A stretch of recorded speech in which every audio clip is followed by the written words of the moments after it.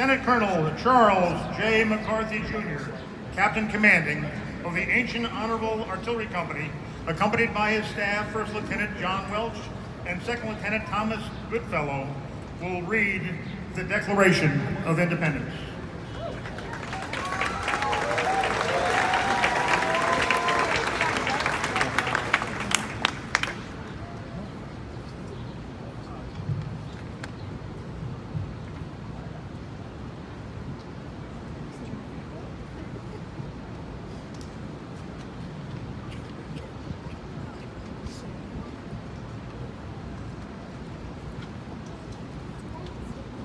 Morning, everyone. Louder, and will do. The Declaration of Independence is a story, and today I'm going to tell you that story. But I'd like to begin by saying that when the Second Continental Congress sent out two riders in 1776, one rider went to the Hudson River in New York, where they presented the Declaration to some people that were there, which is now the site of West Point. The second rider came to Boston, and they came to the Ancient and Honorable Artillery Company here at Faneuil Hall, and they gave the Declaration to Colonel Thomas Craft in 1776. Every year since then, the Captain Commanding of the Ancient and Honorable Artillery Company, the oldest military organization in the Western Hemisphere and the third oldest in the world, has read the Declaration from this balcony. Now, when the first colonel read the Declaration, he had his lieutenants with him. Those lieutenants were armed because in behind, in this old State House, was the generals and admirals of the British Navy and Army. Yet he stood here and read our independence while they watched. So today I hope I do as good as he has, and here is the Declaration of Independence. When in the course of human events it becomes necessary for one people to dissolve the political bands which have connected them with another, and to assume the powers of the earth, the separate and equal station in which the laws of nature and of nature's God entitle them, a decent respect to the opinions of mankind, require that they should declare the causes which impel them to the separation. We hold these truths to be self-evident, that all men are created equal, that they are endowed by their Creator with certain unalienable rights, that among these are life, liberty, and the pursuit of happiness. That to secure these rights, governments are instituted among men, deriving their just powers from the consent of the governed, that whenever any form of government becomes destructive of these ends, it is the right of the people to alter or to abolish it, and to institute new government, laying its foundation on such principles and organizing its powers in such form as to them shall seem most likely to affect their safety and happiness. Prudence indeed will dictate that governments long established should not be changed for light and transient causes. And accordingly, all experience hath shown that mankind are more disposed to suffer, while evils are sufferable, than to right themselves by abolishing the forms to which they are accustomed. But when a long train of abuses and usurpations pursuing invariably the same object evinces a design to reduce them under absolute despotism, it is their right, it is their duty to throw off such government, and to provide new gods for their future security.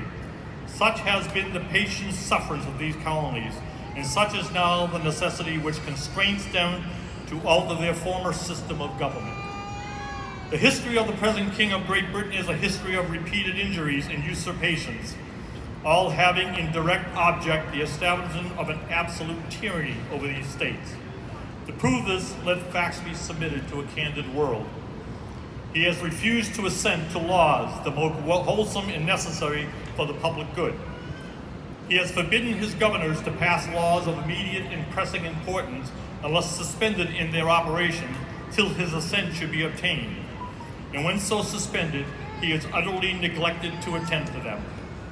He has refused to pass other laws for the accommodation of large districts of people, unless those people would relinquish the right of representation in the legislature, a right inestimable to them and formidable to tyrants only.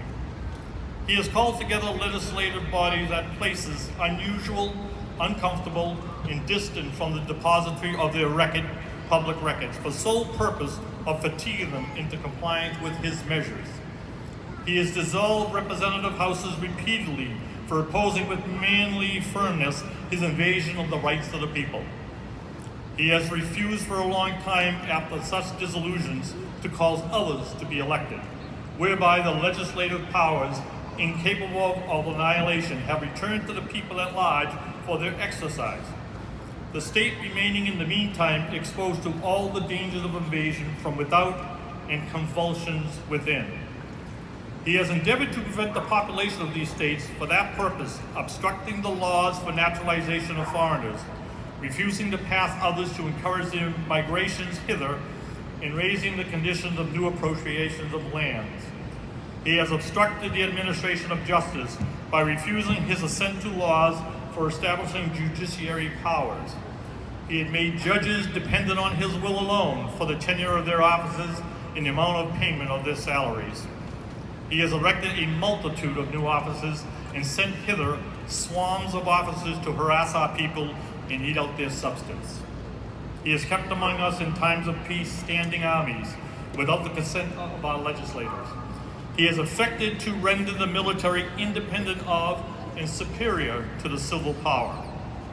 He has combined with others to subject us to a jurisdiction foreign to our Constitution and unacknowledged by our laws, giving his assent to their acts of pretended legislation, for quartering large bodies of armed troops among us, for protecting them by a mock trial from punishment for any murders which they should commit on the inhabitants of these states, for cutting off trade with all parts of the world, for imposing taxes on us without our consent, for depriving us in many cases the benefits of trial by jury, for transporting us beyond seas to be tried for pretended offenses, for abolishing the free system of English law in a neighboring province, establishing therein an arbitrary government and enlarging its boundaries so as to render it at once an example and fit instrument for introducing the same absolute rule into these colonies, for taking away our charters, abolishing our most valuable laws, and altering fundamentally the forms of our governments,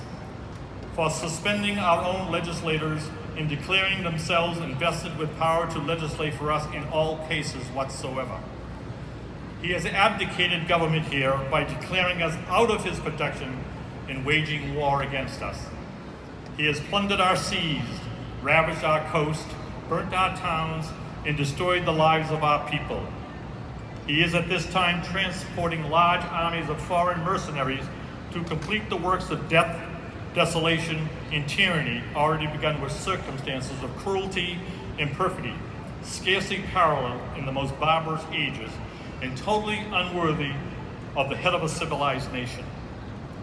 He has constrained our fellow citizens taken captive on high seas to bear arms against their country, to become the executioners of their friends and brethren, or to fall themselves by their hands.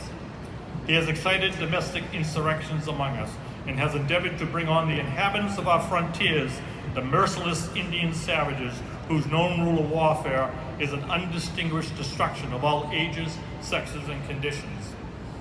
In every stage of these oppressions, we have petitioned for redress in the most humble terms. Our repeated petitions have been answered only by repeated injury. A prince whose character is thus marked by every act which may define a tyrant is unfit to be the ruler of free people. Nor have we been wanting in attention to our British brethren. We have warned them from time to time of attempts by their legislature to extend an unwarrantable jurisdiction over us. We have reminded them of the circumstances of our immigration and settlements here. We have appealed to their native justice and magnanimity, and we have conjured them by the ties of our common kindred to disavow these usurpations, which would invariably interrupt our connections and correspondence.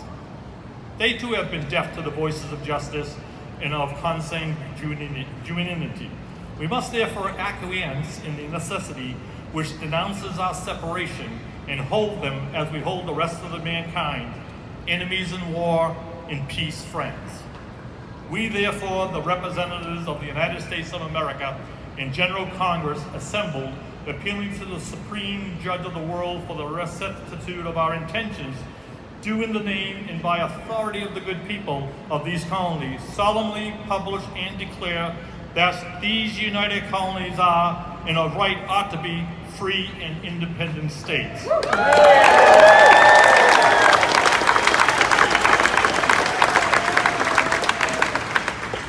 That they are absolved from all allegiance to the British Crown, and that all political connections between them and the state of Great Britain is and ought to be totally dissolved, and that as free and independent states, they have full power to levy war, conclude peace, contract alliances, establish commerce, and to do all other acts and things which independent states may have right to do. And for the support of this declaration, with a firm reliance on the protection of divine providence, we mutually pledge to each other our lives, our fortunes, and our sacred honor.